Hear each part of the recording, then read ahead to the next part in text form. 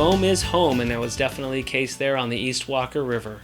So in working this particular stretch, we've got a lot of different things happening here. We've got soft water, we've got a faster, deeper channel here, and then we've got a little eddy over here where you can see the seam is creating a nice little foam line. We have a little back current back here. Now, as I've worked this, and if I haven't moved any fish in front of me, now is when I would step out maybe a few feet into the water, and I would try to target this or this foam line out in front of us here.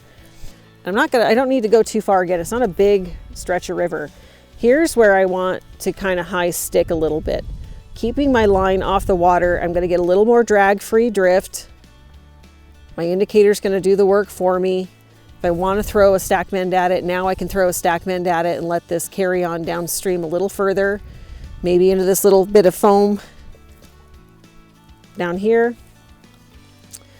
Again, this is slower moving water, so we kind of want to, again, work with the current here and see if there's anything holding over there.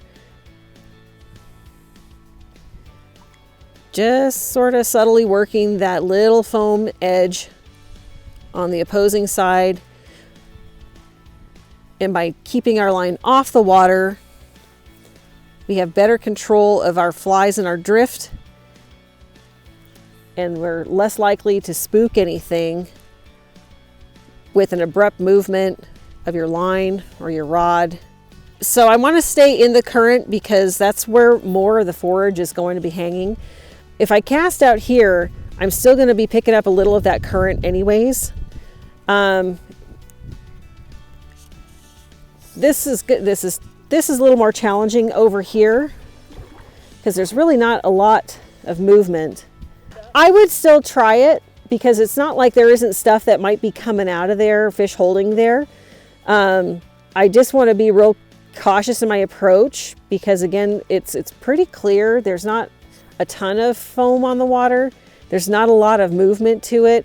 So every time I throw something in there, I'm making a noise, I'm making a splash. I'm essentially more visible, you know, that they're more spooky hanging out over here. When you're targeting stuff like this, that's not moving, it's kind of slack and back eddying. There's not a lot of movement in the water here itself. Fish have a lot of time to look at a fly and kind of think about it. Faster water, for me, I prefer because they're opportunistic eaters. They really, you know, they're competitive. They want to eat that fly. They want to, you know, have a bigger, fuller belly than their competitors, their neighbors in the pool.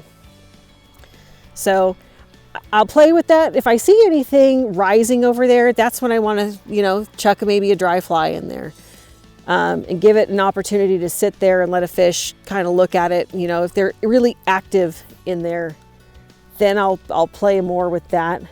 Cool stuff. Appreciate Whitney Inmon kind of breaking down, looking at a certain section of river, looking at the kind of the variables there, including those foam lines, and how to think about those and how to target them. Hopefully that kind of stuff will help give you some tips to make you a better fly fisherman. If you want to get onto some spots and learn some things there on the East Walker, check out Whitney Inmon. She's with the Angler's Edge. We can put you in contact with her. She guides up there, very knowledgeable about the local area and very good at imparting those skills to other people. So let us know and we'll put you in touch, and we'll see you right here next time on the Backcast.